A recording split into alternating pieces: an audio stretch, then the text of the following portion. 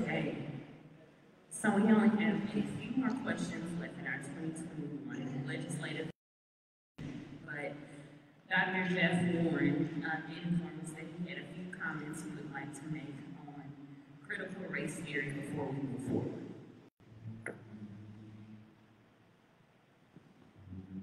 I echo the comments of everyone who came before me on critical race theory, but critical race theory, in addition to what it really is, has one other purpose, and it is a political tool being used by the right wing to mobilize and to divide. So it's designed to do both things. It's designed to divide legislatures. It's been sent down as previously mentioned, but it's designed primarily to mobilize the right-wing vote in the next election. And, you know, the problem that we have right now is very similar to the problem we had in 2010. We worked very hard. We won the national election. We elected President Obama. We had the Senate and the House. And then we said, okay, we're done.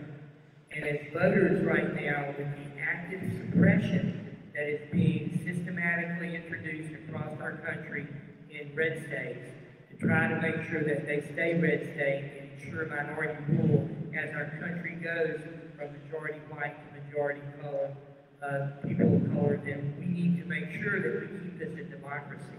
And that means you're going to have to vote. It's going to be harder to vote next time. Be assured they're going to make it harder for us to vote, and we have to get out there and make sure we do not let them win this midterm election. Thank you.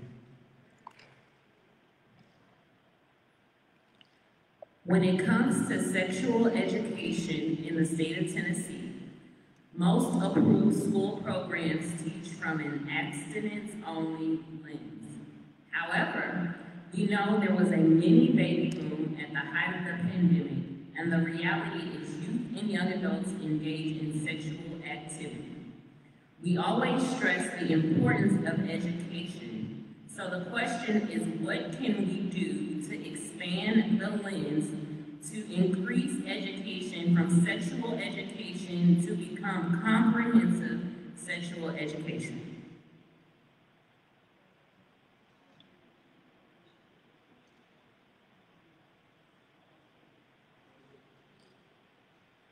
I think what we're going to have to do is pretty much what we've done in my church. I go to First Presbyterian Church, and we realize that sexual education politically in the state of Tennessee is probably going to be a non-starter and non-existent unless you want to do abstinence only.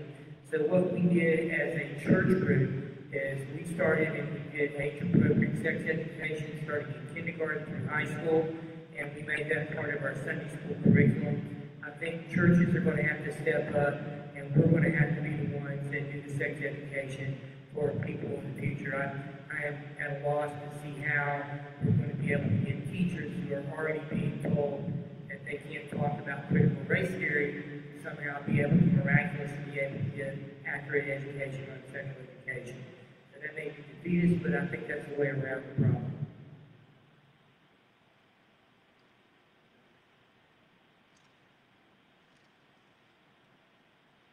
Thank you. I agree with Dr. Warren that this is a case of where the community, those of us who know better, have to do better. The ability to get our children fully versed in what they need to know about sex rests on us. And those who aren't up to the task individually, the churches, of course, need to be engaged, but we have enough nonprofits. Sisters Reach, for instance, needs to be supported by the community so they can do the education. At the end of the day, it's all about what you know. And a lot of the problems that we have that are associated with sexual behavior are preventable because they are behavior-based. So I agree with Dr. Warren that we've got to do a better job of stepping up as a community I'll go further and say that organizations such as Sister Reach are capable of doing the job, and they need to be supported, especially financially, by the community. Thank you. I'll just echo what the representative just said about the community being involved and, you know, at the state level, we can fund the community so that the community that's closest to the people are the ones that the people have trust and confidence in.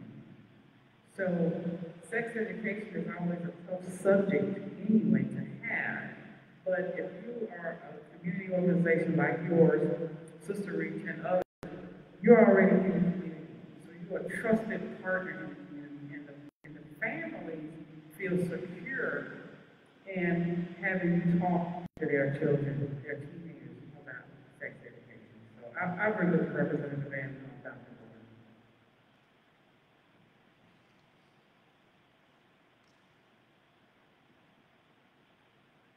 If each of you we would like for each of you to briefly state what you think was the most helpful ordinance or piece of legislation that you passed or fought for in this year of service.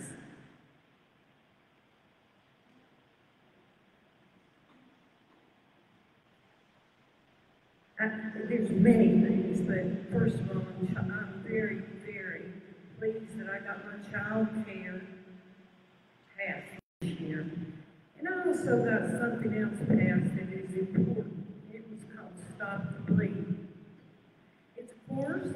I took it for like a half an hour. It's offered through Vanderbilt. It teaches doctors and nurses before the first responders arrive.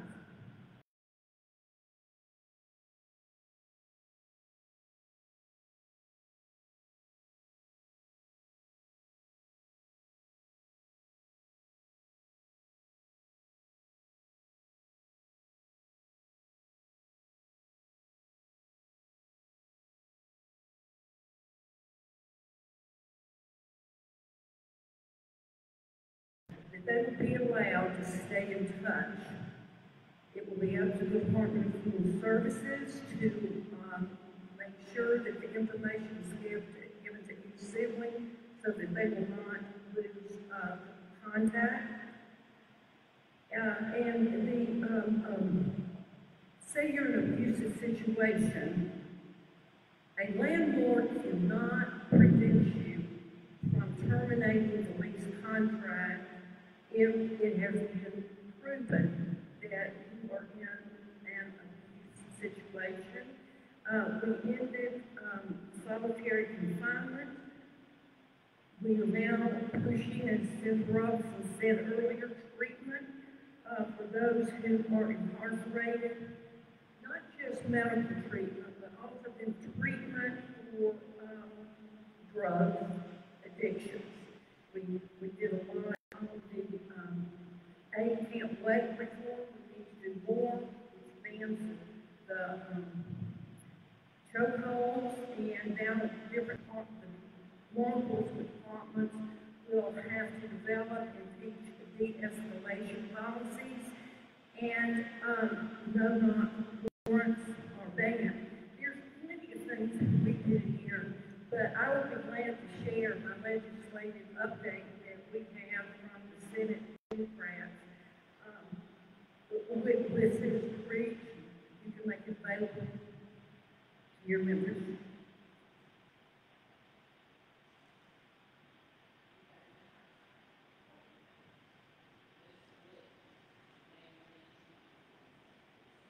Well, for me, I have to do two because they work together. One passed and the other one didn't. The one bill that I did have that I was very passionate about this year is one that's requiring one of our state agencies, TASER, to study, to do a disparity study on contracting with African Americans and businesses in this state. The other one, which I'm mostly excited about, that did not pass, maybe I can pass next year, is a bill that requires the state to enter into business contracts with African American financial businesses and brokerage firms to allow them to manage some of our pension funds and be these gatekeepers for the money that the state invests. 3% is not a lot, but it can really help the Black community. So if you're about helping the Black community, this is a way economically that you can do that. So I did that in tandem with the study to show that you're not doing this now, and if you were to do this, this is the impact that you can have statewide for the African American community. So I'll leave it at those. Thank you. There are two bills, both dealing with criminal justice. One is about redefining intellectual disability. And the Black Caucus wrote the language, filed the very first bill for the 112th General Assembly. And my Republican colleagues, seeking pride of authorship, decided to take our language and put it in another bill that was, the primary sponsor was the Republican.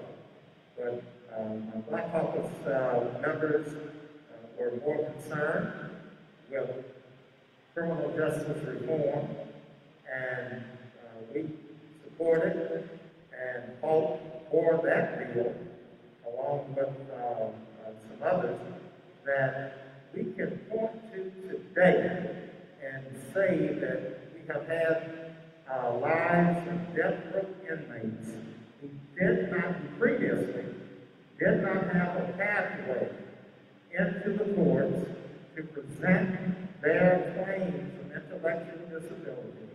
Now they do. And we know of at least 2 instances where the bill has influenced the negotiations between the defense counsel and the DA's office, or where the inmates through court action have actually gone from death row to some other form of sentencing. So that's one that Black Caucus put forward, and we save lives. And ongoing, that new definition for intellectual disability is going to keep us from sponsoring the murder of those who don't know yet. If you're intellectually disabled, if you're incompetent, we have no business putting you to death. And both Supreme Courts, the state Supreme Court, and the U.S. Supreme Court opined on that and challenged the legislature to do something about it, and Black Caucus led the way to make it happen. And the other, real briefly, was the Criminal Justice Reform Act that came out of the administration. It actually, once again, we're talking about steal the bill here.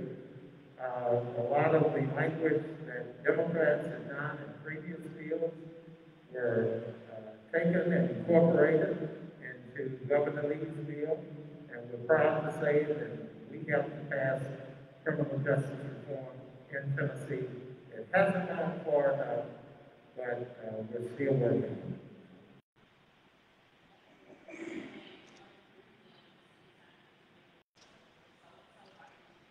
Well, this is sort of a no-brainer for me. Memphis was the first city to pass a mass ordinance to protect us from COVID-19. I was a sponsor, and I heard that through the council against much opposition prior to any Shelby County ordinance or health department regulation. I did that against a lot of pushback, and I think we led the way, and one of the reasons we had such a low death rate in our county had to do with the fact that we masked early and often. And hopefully now what we can do is vaccine early and often. We've got a number of people who have not been vaccinated. If you haven't been, please go do up here without a mask on like I am. Thanks.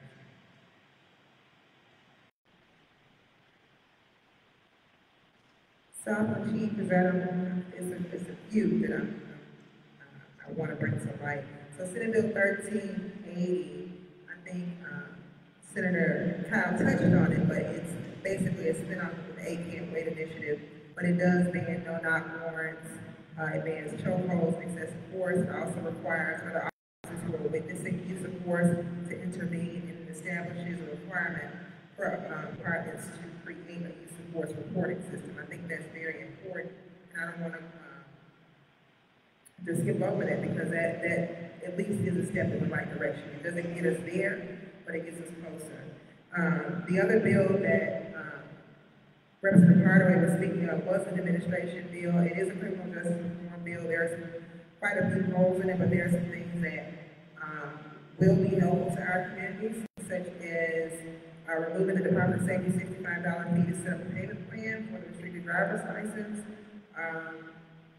increasing the reimbursement rate in the local jail if they offer classes or other resources for inmates. It also limits the amount of time an inmate has to wait for another parole hearing upon denial to 6 years instead of the 10 years. And one more bill. The other one is about TANF. Did you guys know TANF? Okay. So, Tennessee had an issue, of course, with TANF.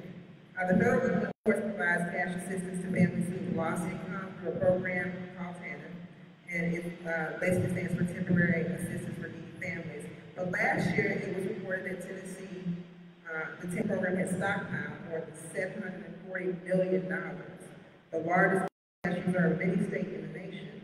Under the new law that was just passed, the state will be required to disperse more TANF dollars each year.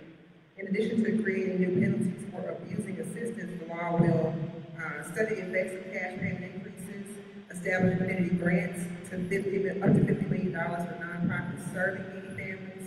I think that's important because we have a lot of nonprofits that are doing that work, so I want to make sure we provide the information that's necessary to get into that. And create a $182 million pilot program for new nonprofits and limit the amount that Tennessee can build in its reserve moving forward. So I think that was very impactful. I just want to add one thing that's very important to Memphis, Shelby County. Memphis, we have great athletes that want to come here, want to play ball here. So Senate Bill 1000 is that college sports, since they are a multi-billion-dollar industry, and the only group that was benefiting from that did not include students. So this bill says that college athletes get compensation if their name is used, if their image is used, if their likeness is used. I think that speaks well for particularly our city, because we've got the best athletes. Go against anybody in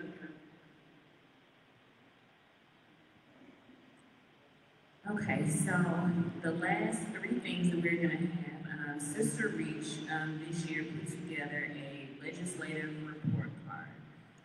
And that was established with some of our representatives as well as our senators on both sides of the aisle. We picked 15 of the most controversial but hot-button bills that were passed or attempted this legislative session, and we graded the senators and the representatives, and grades were based on if they were present to vote on the issue, if they voted on the issue, and how they voted on the issue as it aligns with Sister Reach's platform and values as an organization. So please feel free to view those on your way out at the end of this session, and then it will also be made available digitally later on. And we did have one person that wanted to ask a question, so if that person would step back to the podium at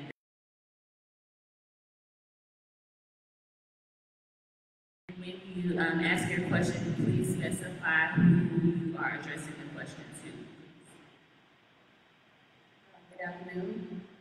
First, I would like to just thank everyone who's to take out your busy day to come and speak with us. And so I just want to extend that invitation of appreciation. So there are at least I've been a native here in the city my whole life, with the exception of going off to school in other cities and other states, but always returning home. And I never understood like what it was, the city, the hold that the city really had on me, particularly because it's my home. But when we're talking about opportunity, when we're talking about who those opportunities are for in the city, we talk to a lot of millennials, we talk to a lot of Gen Zs. Our perspective, depending on who we are and our backgrounds and the communities that we come from, they differ. I know for myself, for a lot of my other minority peers, a lot of us leave this city because we don't feel included. When I say included, I mean inclusion in terms of the progress in the city. I can see progress in this city. I can see progress in certain neighborhoods. And one of the first things that I noticed is that there are representatives who represent certain areas in this city. I've heard Raleigh, I've heard East Memphis, I've heard about the airport, I've heard a couple of places. And some of those neighborhoods, you can pay me to live in. The majority of those neighborhoods that we're in, you can pay me to live in. So my question for the representatives who are here, what exactly are your positions particularly in Senate, when we're talking about the communities that you say you represent? What exactly are you bringing to these communities? Because, you know, as a whole, as a city, when I go to the Midtown and downtown area, I live in the Midtown area. And when we talk about progression, when I look around, the progression doesn't look like it. It doesn't. When I go to the downtown area with the new businesses that the city's bringing, the new uprising of the new complexes and apartments. I remember actually going down to one of the new developments in downtown, and I have a very well-paid job, very well educated. And before I could actually get the application process done, she looked at my stub, my pay stub, and told me that that I didn't qualify. And she told me the reason why I didn't qualify is because, well, I made too much, I believe was her statement. But as I look around the facility and I look around the apartment complex, when I grew up based on your income, didn't look like that. So when we talk about progression and we talk about who that progression is for in this city, I think it's because a lot of the answers that I'm getting from the representatives, they're very broad in terms of the subject matter. When we talk about criminal justice, when we're talking about sexual, I understand all those things, but at the end of the day, these are representatives who represent very particular areas, and those areas are not that great. So my question to the representatives are, what exactly are your plans for the individual communities that you say you live in?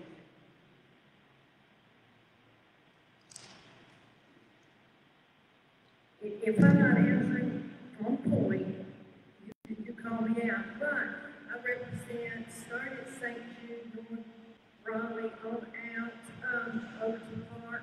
We did secure money for revitalization area for the Levitt Shell.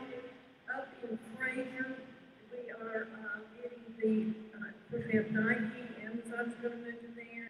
FedEx is looking at land to revitalize. And what that does, it gives people an opportunity for employment, hopefully, in areas where they can even walk to work.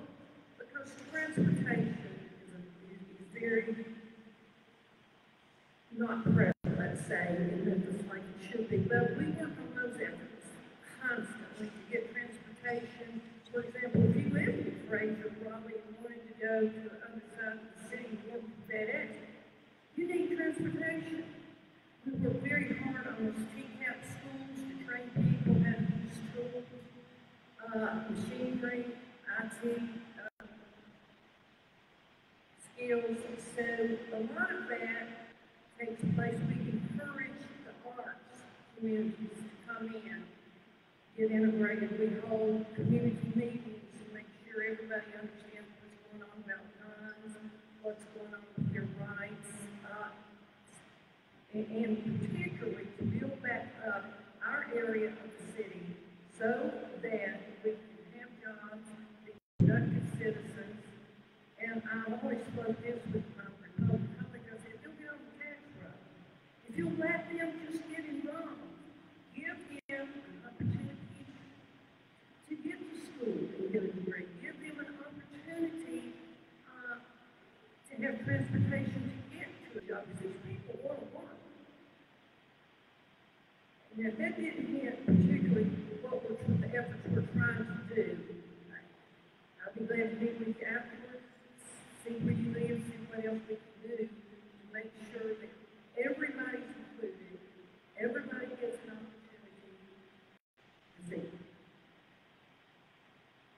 So in the interest of time, because I did promise them, I tried to promise them a little early, but I did promise them 3 o'clock, but I will make sure that those who have not answered that can connect with you. But for us to wrap up, I would like for the remaining elected officials, Senator Kyle, Senator Robinson, Councilman Dr. Jeff Warren, Leader Camper, and Representative Hardaway, to just leave one final thought in the best way that everyone can connect with you after this. And that will, after that will complete the 2021 legislative rap session.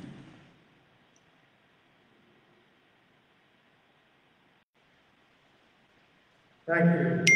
And once again, I want to voice my appreciation to Sister Reach for pulling this forum together, allowing us to connect with our constituency.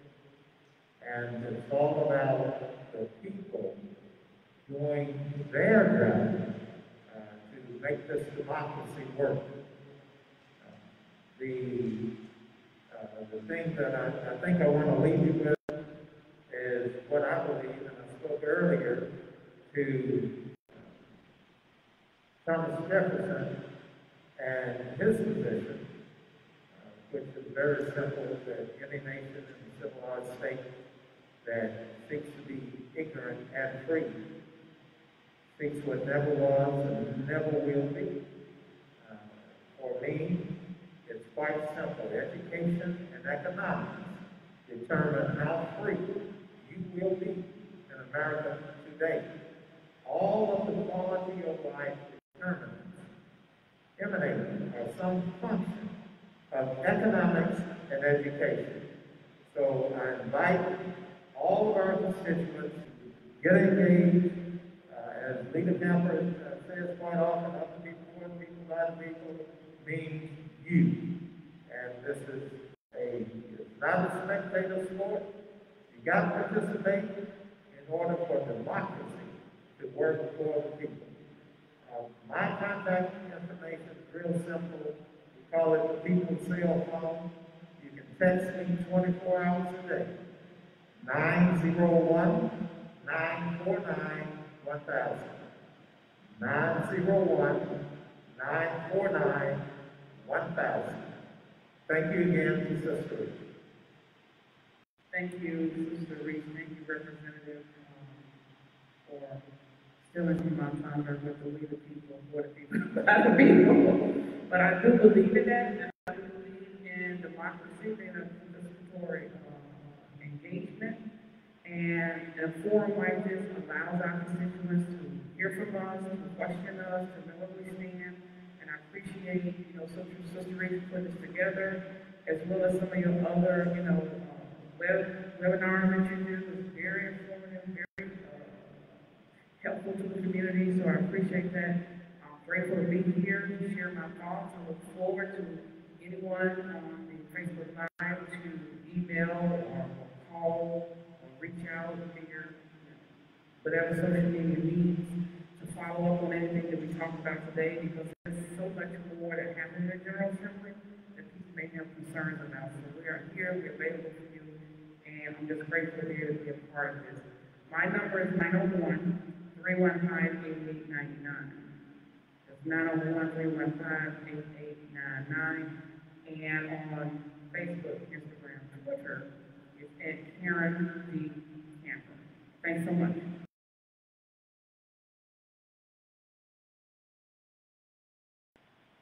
Thank you. And to the person that asked the question, I don't want us to skate around the issue. I'm not going to politic you about it. I want to talk to you after we leave here. But I think it's very important that when questions like that are answered, that are asked, we answer them very directly, because that is part of the problem in this, is that we have to take an integrated, holistic approach to how we see change and progress in every area, not just downtown, not just when you cross our broken bridge, not in those concentrated areas where we don't live. And so part of that is millennials like you, and I appreciate you being here today too. Part of that is you getting involved in the process and being that change. As for me, when I was thinking about what I wanted to do to be impactful to the community, I started a business. I started a business where we educate healthcare providers. We've educated over 800 healthcare providers in the last 4 to 5 years. We've become the only Black nursing school in the state of Tennessee, only because I felt like you felt. And I think that's something that we miss as legislators and as elected officials, is how do we get people involved to do their work while they're holding us accountable for our work. And so I do want to talk to you about that after this. My name, of course, is Senator Katrina Robinson. You can reach me as Senator Katrina Robinson on Facebook and Instagram. You can also reach me by phone at 901-584-5888. Again, it's 901-584-5888. Thank you. I want to thank Sister Reed for not only having us today, but staying so connected. I want to thank you for the work in the community. I grew up with a philosophy since I was a little girl. Don't be worried if you're not for something. Get out there and fight for your cause. Do not worry about the negative side. Well, we find ourselves now in this year fighting so hard against bad legislation. My colleagues love to put up words, bills that, oh, it sounds good politically, but it's very poor government. I appreciate the process that you're in, Sister Reed. Thank you for always including me, and I can't tell you what a difference you make in our community.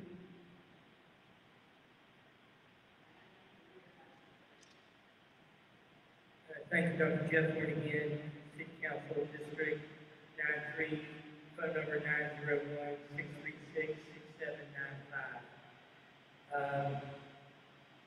I'd like to thank Sister Reed again for having us and having this particular event today. And I think, in answer to your question, what I'm really trying to do is I'm trying to address our murder rate among our poorest and most disadvantaged citizens, and I want to keep fighting for that. It may not affect you specifically unless you're in the wrong place at the wrong time and you hit by drive-by. So we need to make sure we go and move and try as a community over the murder rate. It's very important as we move forward.